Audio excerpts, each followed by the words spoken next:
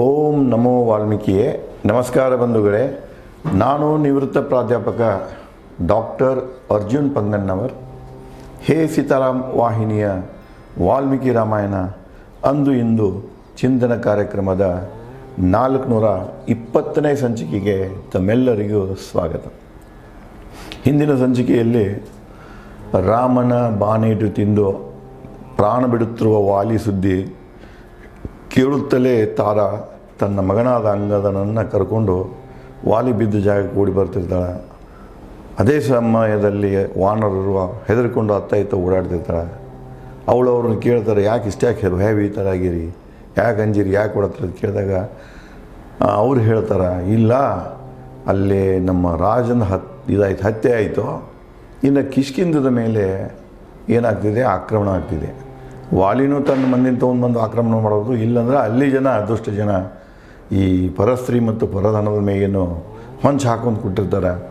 ಅವ್ರು ಏನಾರೇ ಅಲ್ಲಿ ಏನು ಮಾಡ್ಬೋದು, ಅಪಹರಿಸ್ಬೋದು. ಅದಕ್ಕೆ ಮೊದಲು ಹೋಗಿ ನಾವು ಕಿಷ್ಕಿಂಧವನ್ನು ನೋಡಿ, ಅವರು ಎಷ್ಟು ವಾನರದು ಉತ್ತಮ ವಿಚಾರ ಇದೆ. ಮೊದಲು ಕಿಷ್ಕಿಂಧವನ್ನು ರಕ್ಷಿಸ್ಕೊಳ್ಳೋಣ, ಅಂಗದನನ್ನು ರಾಜನೆಂದು ಘೋಷಿಸೋಣ, ಪಟ್ಟಗಟ್ಟೋಣ. ಆಮೇಲೆ ಈ ಕಡೆ ಸುಗ್ರೀವ ರಾಮನ ಜೊತೆಗೆ ಬರೋಣ ಯುದ್ಧಕ್ಕೆ ಅನ್ನುವಂಥ ಮಾತುಗಳನ್ನು ಹೇಳ್ತಾಳೆ. ಆದರೆ ತಾರಾ ಹೇಳ್ತಾಳೆ, ಮುಗಿದೋ ಸಂತೆ ಇದೆ, ಹುಲಿ ಅಂತ ನನ್ನ ಗಂಡ ಸತ್ತ, ನನ್ನ ಮಗ ಆಗಲಿ ನನ್ನ ರಾಜ್ಯ ಆಗಲಿ ಯಾವುದೂ ಇನ್ನೂ ಉಳಿದಿಲ್ಲ, ನಾಶ ಆಗಿ ಹೋಗ್ತಿದೆ. ಅದಕ್ಕೆ ಈ ಬದುಕೇನು ಉಪಯೋಗ ಇಲ್ಲ. ನಾವು ಏನು ಮಾಡೋಣ ಅಂದ್ರೆ ವಾಲಿ ಜೊತೆಗೆ ನಾವು ಪ್ರಾಣಾಹುತಿಯನ್ನು ನೀಡೋಣ ಅಂತ ಹೇಳಿ ಮಗನ ಕರ್ಕೊಂಡಾಕಿ ಬರ್ತಾಳೆ. ಬಂದ ದೂರದಿಂದ ಮುಂದೆ ಸಮೀಪ ಬಂದಂಗೆ ವಾಲಿ ಬಂದಂಗೆ ಅವ್ನು ನೋಡ್ತಾ ಒಂದು ಸೆಕೆಂಡ.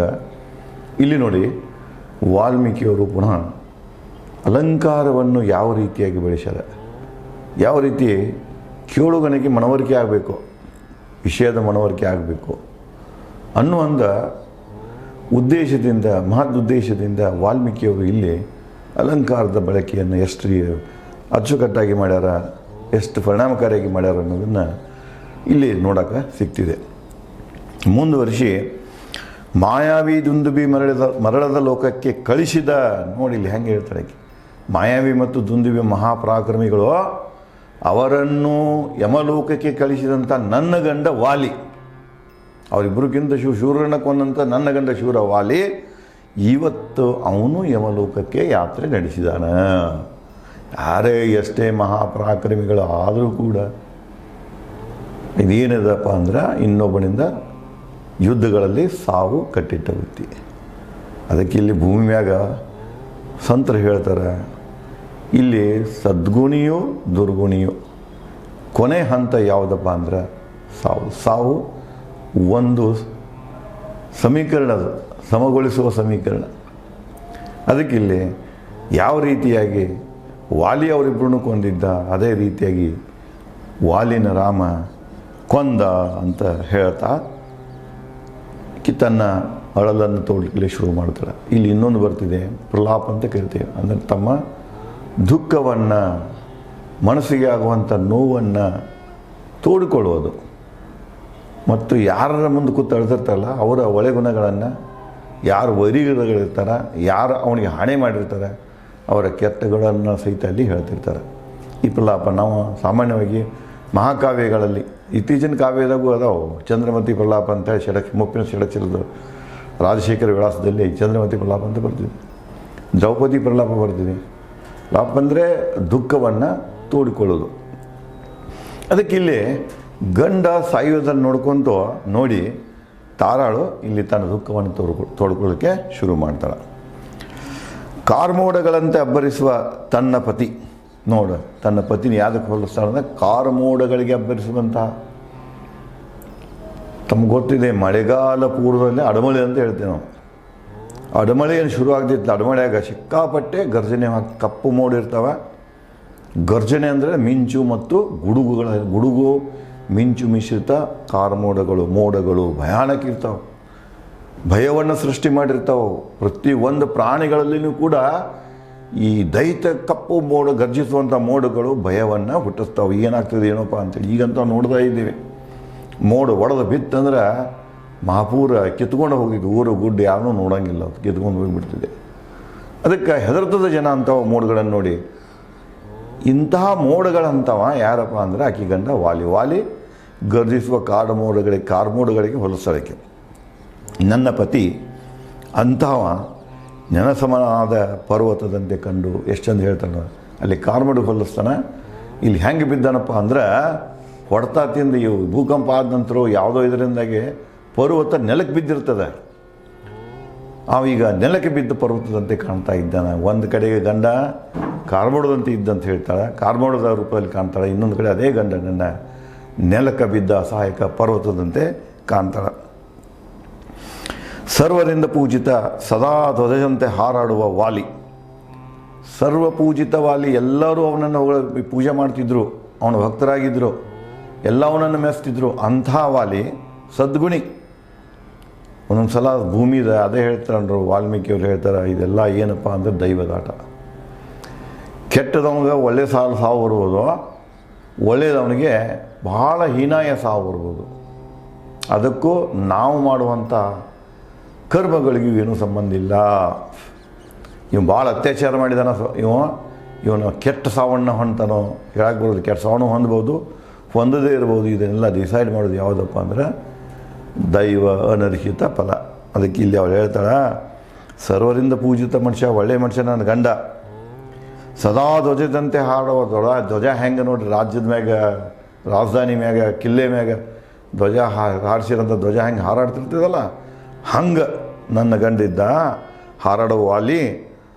ಹದ್ದು ಹೊಡೆದ ಸಾವಿನಂತೆ ಬಿದ್ದ. ಮತ್ತು ಅಲ್ಲಿ ಎಷ್ಟು ಚಂದ ಹೇಳ್ತಾಳೆ, ಇವತ್ತು ಯಾವನ ಪರಿಸ್ಥಿತಿ ಧ್ವಜದ ಹಂಗೆ ಹಾರಾಡುವಂಥ ವ್ಯಕ್ತಿ ಸ್ಥಿತಿ ಹೆಂಗಾಗಿದೆಪ್ಪ ಅಂದ್ರೆ ಹದ್ದು ಬಡಿದ ಹಾವಿನಂತೆ. ಹದ್ದು ಬಂದು ಹೊಡಿತಲ್ಲ, ಹಾವು ಹೆಂಗೆ ಬೀಳ್ತೈತಲ್ಲ ಸುಂದಾಗಿ ಮುಕ್ಕರ್ಸ್ಕೊಂಡ, ಹಂಗೆ ಕಾಣ್ತಾ ಇದ್ದಾನ ವಾಲಿ ಅಂತ ಹೇಳ್ತಾನೆ. ಬಾಣ ಹಿಡಿದು ಲಕ್ಷ್ಮಣನೊಂದಿಗೆ ನಿಂತ ರಾಮ ಅವನ ಬಳಿ ಸುಗ್ರೀವನನ್ನು ಕಂಡುತಾರ. ಅಲ್ಲೇ ಕೆಲವೇ ಗಜ ಅಂತರದಲ್ಲಿ, ಅಡಿಗಳ ಅಂತರದಲ್ಲಿ ರಾಮ ಲಕ್ಷ್ಮಣರು ನಿಂತಿರ್ತಾರೆ. ಅವರು ಬಾಜೂಕನ ಯಾರು ಇರ್ತಾರೋ ಸುಗ್ರೀವ ಇರ್ತಾನೆ. ಈ 3 ಜನರನ್ನು ತಾರ ನೋಡ್ತಾಳೆ. ಸಾವಿನ ನಿದ್ರೆ ಬಿಗಿತದ್ದೇ ಎಚ್ಚೆತ್ತ ಪತಿ ಕಂಡು ತಾರ ನುಡಿದಳು. ಅವ ಇನ್ನೂ ಜೀವ ಹೋಗಿರೋದಿಲ್ಲ, ಬಿದ್ದಿರ್ತಾನೆ. ಈ ತಾರಾಳ ಪ್ರಲಾಪ ಕೇಳಿಕೊಂಡು ಹಿಂಗೆ ಎಚ್ಚೆತ್ತ ನೋಡಕ್ಕೆ ಹಿಡಿತಾನೆ ಯಾರು, ವಾಲಿ. ಎಚ್ಚೆತ್ತ ಸಾವಿನ ನಿದ್ರೆ ಬಿಗಿತದಿಂದ ಸ್ವಲ್ಪ ಸುಧಾರಿಸಿಕೊಂಡು ಎಚ್ಚೆತ್ತ ಪತಿ ಕಂಡು ತಾರಾ ನುಡಿದರು. ಆ ಮಿಸ್ಗಾಡೋದು ನೋಡ್ತಾಳೆ ಗಂಡ, ಸ್ವಲ್ಪ ಹಿಂಗೆ ಕಣ್ಣು ಬೀಳಿಸಿ ನೋಡೋದು ನೋಡ್ತಾಳೆ. ನೋಡಿದ ತಕ್ಷಣ ತಾರಾ ಗಂಡನಿಗೆ ಹೇಳ್ತಾಳೆ, ಓ ಆರ್ಯಪುತ್ರ. ಆರ್ಯ ಅಂದರೆ ಶ್ರೇಷ್ಠ,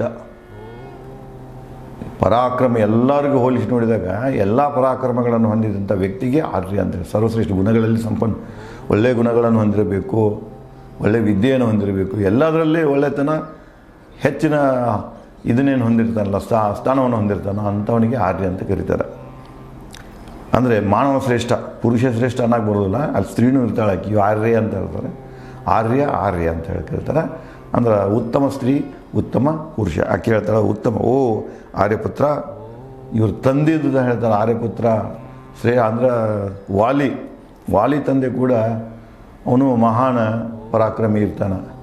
ಅದಕ್ಕೆ ಅಂಥವನ ಪುತ್ರ. ಹೆನ್ನ ಬಕಪಕ್ಷಿಯಂತೆ ರಭಸದಿ ಬಂದ ತಾರ ಅಂಗದರನ್ನು ಕಂಡು ದುಃಖಿತನಾದ ಸುಗ್ರೀವ. ಇನ್ನೊಂದು ಕಡೆಗೆ ರಾಮನ ಬಳಿ ನಿಂತಿರ್ತಾನೆ. ಹೌಹಾರಿ ತಾರ ಬರ್ತಿರ್ತಾಳೆ, ಎದಿ ಬಡ್ಕೊಂತ ಅಳ್ಕೊಂತ. ಆ ಸಣ್ಣ ಹುಡುಗ ಸಹಿತ ಬರ್ತಿರ್ತದೆ. ಇಬ್ಬರದು ದೃಶ್ಯ ನೋಡ್ತಾನೆ, ಅಳೋದು, ಪ್ರಲಾಪ ಮಾಡೋದು. ಇವನಿಗೆ ಬಹಳ ದುಃಖ ಆಗ್ತಿದೆ ಸುಗ್ರೀವನಿಗೆ. ರಾಮನ ಬಾನಿಗೆ ಬಲಿಯಾಗಿ ಬಿದ್ದ ವಾಲಿ ಕಂಡು ಚಂದ್ರಮುಖಿ ತಾರ ಕೋಪದಿ ಪ್ರಲಾಪಿಸಿದಳು. ಮೊದಲು ಏನು ಮಾಡ್ತಾಳೆ, ಗಂಡ ಅಲ್ಲಿ ಜೀವ ಬಿಡ್ತಿರ್ತಾನೆ. ಅವ್ರ ಬಾಜುಕ ಅವ್ರ ಮುಂದನೇ ಕೆಲವೊಂದು ಅಂತರದಲ್ಲಿ ರಾಮ ಲಕ್ಷ್ಮಣ ಸುಗ್ರೀವ ವೈರಿಗಳು ನಿಂತಿರ್ತಾರೆ. ಅವಳಿಗೆ ಸಿಟ್ಟು ಬರ್ತಿದೆ. ಸಹಜನೇ ಇದು. ಹೆಣ್ಮಕ್ಕಳಲ್ಲಿ ಎಷ್ಟೇ ಅವರು ವೈರಿಗಳು ಲಾಡ್ ಇದ್ದರೂ ಕೂಡ ಅವರು ನಿಂದಿಸದೇ ಬಿಡರು. ಗಂಡನ್ನು ನೋಡ್ತಾಳೆ ಪರಿಸ್ಥಿತಿ. ಇವ್ರು ನಿಂತಿರ್ತಾರೆ 3 ಮಂದಿ. ಭಯಂಕರ ಸಿಟ್ಟು ಬರ್ತದೆ ಆಕೆಗೆ. ಸಿಟ್ಟು ಬಂದು ಕೋಪದಿಂದ ಪ್ರಲಾಪಿಸಿದಳು. ತನ್ನ ದುಃಖವನ್ನು ತೋಡ್ಕೊಂಡಳಕ್ಕೆ ಸಿಟ್ಟಿನಾಗ. ಓ ರಣಧೀರ, ಅಜಯ, ಶೂರ, ಅದ್ಭುತ ಹೋರಾಟಗಾರ, ದ್ವೇಷಿಸಲಾರೆ ನಿನ್ನ. ನೀವೊಬ್ಬ ರಣಧೀರಿದ್ದೀಯಾ, ನಿನ್ನನ್ನು ಯಾರೂ ಜಯಿಸಲು ಸಾಧ್ಯ ಇಲ್ಲ. ನೀ ಅಜಯ ಇದ್ದೀಯಾ, ಶೂರನಿದ್ದೀಯಾ, ನೀನೊಬ್ಬ ಬದುಕಿನಲ್ಲಿ ಅದ್ಭುತ ಹೋರಾಟಗಾರ. ಈ ಎಲ್ಲ ಪರಾಕ್ರಮ ಲಕ್ಷಣಗಳು ನಿನ್ನಲ್ಲಿವೆ.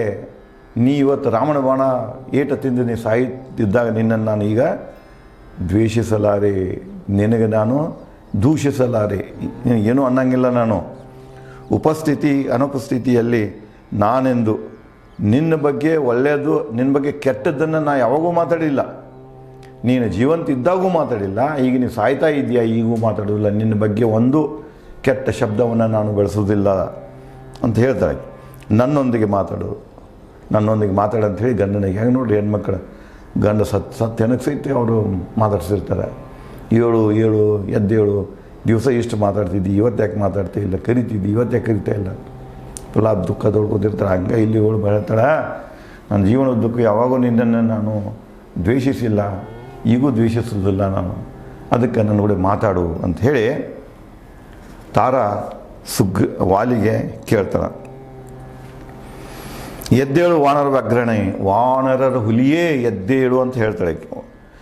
ಎದ್ದೇಳು ವಾನರ ವ್ಯಾಘ್ರಣೆ, ಮಣ್ಣಿನ ಮೇಲೆ ಮಲಗಿದ್ದೀಯಾ ನೀನು, ಎಲ್ಲೇ ಸಿಂಹಾಸನ ಮೆತ್ತನ ಇದ್ರ ಮ್ಯಾಗ ಮಲಗುವ ಅಂತವನು ಇವತ್ತು ಮೈಗೆ ಧೂಳ ಮುತ್ತಿದೆ, ನೆಲದ ಮ್ಯಾಗ ಬಿದ್ದಿ, ಬರೀ ನೆಲದ ಮ್ಯಾಗ ಬಿದ್ದೀಯಾ ನೀನು, ನನಗದು ದುಃಖ ಆಗ್ತಾ ಇದೆ.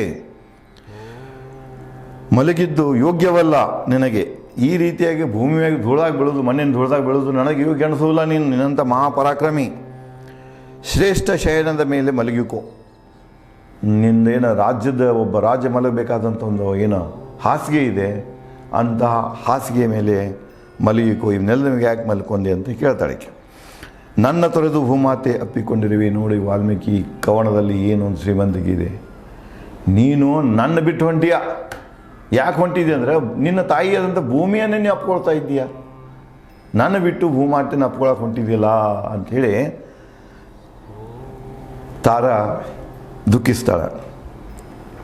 ಬದುಕು ಬರಿದಾಗಿದೆ, ನೀ ಇಲ್ಲದ ನಂತರ ಬದುಕು, ಇಲ್ಲಿ ತನಕ ನನ್ನ ಬದುಕು ತುಂಬಿತ್ತು. ಅದಕ್ಕೆ ನೋಡಿ ಹಳ್ಳಿಗಳಲ್ಲಿ ಹೆಣ್ಮಕ್ಕಳಲ್ಲಿ ಈ ಒಂದು ಸಾಮಾಜಿಕ ಮನಸ್ಥಿತಿ ಇದೆ.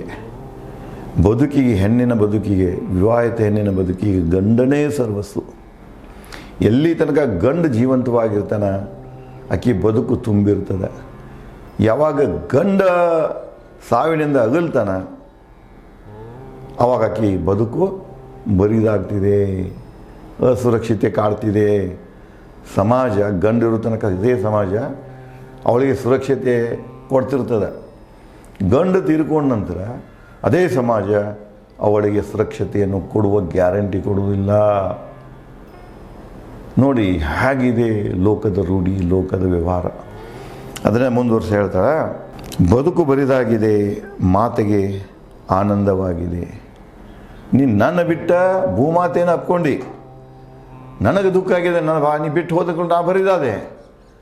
ನಿನ್ನ ತಾಯಿ ಅಂತ ಭೂಮಾತೆಗೆ ಏನು ನೀನು ಭೂ ಒಡಲ ಸೇರ್ತಾ ಇದ್ದೀಯಾ, ಅವಳಿಗೆ ಸಂತೋಷವಾಗಿದೆ, ತನ್ನ ಮಗ ಪುನಃ ತನ್ನ ಒಡಲಕ್ಕೆ ಬರ್ತಾ ಇದ್ದಾನಂತೇಳಿ ಭೂಮಾತೆ ಸಂತೋಷ ಪಡ್ತಿರಬೇಕು. ಆದರೆ ನಿನ್ನ ಕಳ್ಕೊಂಡು ನನ್ನ ಬದುಕು ಬರಿದಾಗಿ ನಾನು ವ್ಯಥೆ ಪಡ್ತಾ ಇದ್ದೇನೆ ಅಂತ ಹೇಳ್ತಾ ನೋಡಿ. ಕವನ ಎಷ್ಟು ಚಂದಿದೆ, ಕಾವ್ಯದ ರಚನೆ ಆಗಿದೆ ನೋಡಿ.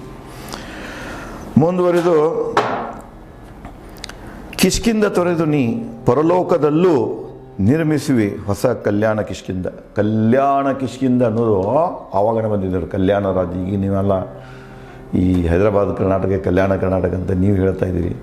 ಈಗಿನ ಇವ್ರದ್ದು ಕಲ್ಪನೆ ಏನೈತಿ ಅಂದರೆ ಬಸವಣ್ಣವ್ರು ತೊಗೊಂಡು ಮಾಡ್ಯಾರ ಅವರು. ಯಾಕಂದರೆ ಈ ಕಲ್ಯಾಣ ಕ್ರಾಂತಿ ಏನಾಯ್ತಲ್ಲ, ಬಸವ ಕಲ್ಯಾಣ ಅಂತಲ್ಲ, ಅದರ ನೆನಪಿಗಾಗಿ ಆ ಕಡೆ ಜನ ಅದನ್ನು ಮಾಡ್ಯಾರ.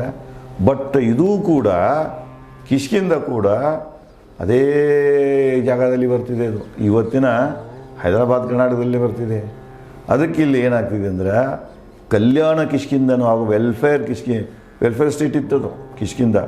ಅದಕ್ಕೆ ಹೇಳ್ತಾಳಕ್ಕೆ, ಈ ಕಲ್ಯಾಣ ನೀನು ನಮ್ಮನ್ನು ಬಿಟ್ಟು ಪರಲೋಕಕ್ಕೆ ಹೋಗಿಬಿಟ್ಟು ನೀನು ಭೂಮಿಯನ್ನು ಸೇರಿಕೊಂಡು, ಆದರೆ ಅಲ್ಲಿಯೂ ನೀನು ಸುಮ್ಮನಿರುವಂಥ ಮನುಷ್ಯ ಅಲ್ಲ. ನೀ ಎಲ್ಲಿ ಹೋಗಿರ್ತೀಯ ಅಲ್ಲಿ ಮತ್ತೊಂದು ಕಿಷ್ಕಿಂದವನ್ನು ರಚನೆ ಮಾಡ್ತೀಯಾ. ನೀ ಇಲ್ಲಿ ಭೂಮಿಯಾಗಿದ್ದರೂ ಕೂಡ ನೀನು ರಾಜನಾಗಿರ್ತೀಯ. ನೀನು ಸ್ವರ್ಗದಾಗ ಸೇರಿದರೂ ಕೂಡ ನೀ ಯಾರ ಹಂಗನೇ ಉಳಿದಿಲ್ಲ, ನಿನ್ನದೇ ಆದಂಥ ಮತ್ತೊಂದು ಕಿಷ್ಕಿಂದವನ್ನು, ಕಲ್ಯಾಣ ಕಿಷ್ಕಿಂದವನ್ನು ನಿರ್ಮಿಸಿಕೊಳ್ತೀಯಾ ಅಂಥೇಳಿ ತಾರಾ ಹೇಳ್ತಾರೆ. ಇದೇ ರೀತಿಯಾಗಿ ಮತ್ತೇನು ಪ್ರಲಾಪ ಮಾಡ್ತಾರೆ ಅನ್ನೋದನ್ನು ನಾನು ತಮಗೆ ಮುಂದಿನ ಸಂಚಿಕೆಯಲ್ಲಿ ಹಂಚಿಕೊಡುತ್ತೇನೆ. ಧನ್ಯವಾದಗಳು.